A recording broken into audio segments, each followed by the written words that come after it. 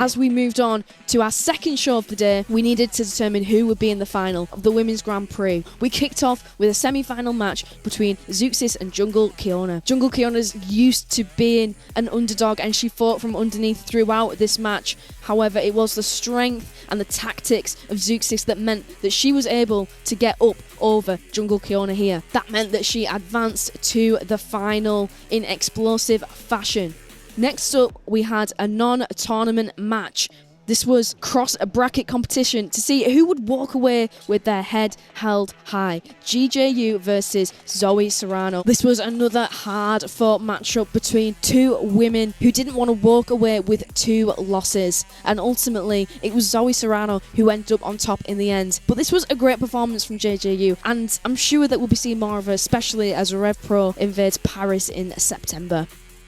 We had another semi-final. Who was going to meet Zeuxis in the final? Kanji versus Shayna Baszler. And this match wasn't without controversy. Kanji, as I mentioned earlier, had that arm injury that was apparent. She was clutching it in pain, and Shayna Baszler honed in on that. However, Kanji refused to give in, and she looked like she was on the forefront of this match, and she was unleashing a series of dives onto Shayna Baszler when Shayna pulled a steel chair from underneath the ring and struck Kanji, forcing the disqualification and handing the win to Kanji, meaning that she advanced to the final. However, it seemed that Shayna Baszler wasn't thinking about the tournament anymore. She was frustrated at the heart of Kanji and completely unleashed just an unnecessary attack on Kanji. Zoe Serrano came down to the ring as well, to everyone's shock. It seemed like, for the time being, that there was a disagreement between Shayna Baszler and Zoe Serrano. It looked like she was making the save for Kanji, but in fact,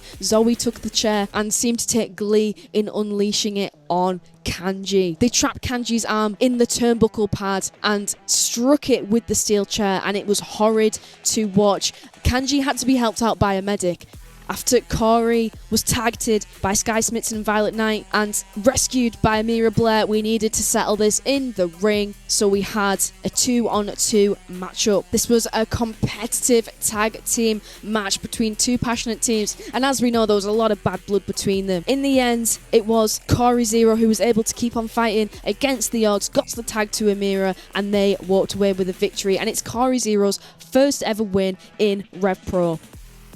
After that, we had even more non-tournament action as people wanted to walk away with a win after being knocked out of the Women's Grand Prix. Emerson Jane faced off against Jessica Troy, and what a great match this was, one that you'll probably never otherwise see, and it was awesome to see these two go at it. But in the end, Jessica Troy walked away with her hand raised, and Emerson Jane was in an absolutely horrendous mood.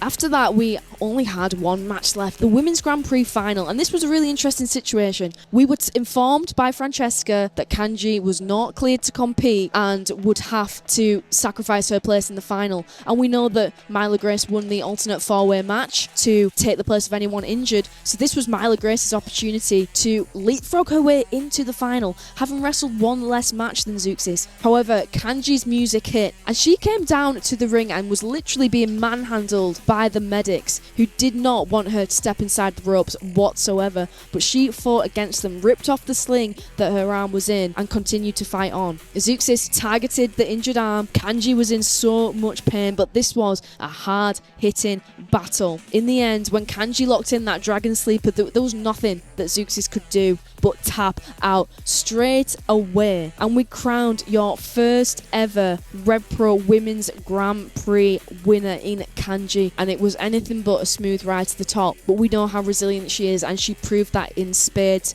tonight. Now next week in London, it will be Alexis Falcon versus we don't know who yet, but whoever wins that match will go on to defend the undisputed British Women's Championship at the OVO Arena Wembley versus Kanji. I've been Lucy Simons, that's been the wrap up. You'll have to get your tickets now. Make sure you are there on August 29th at the OVO Arena Wembley.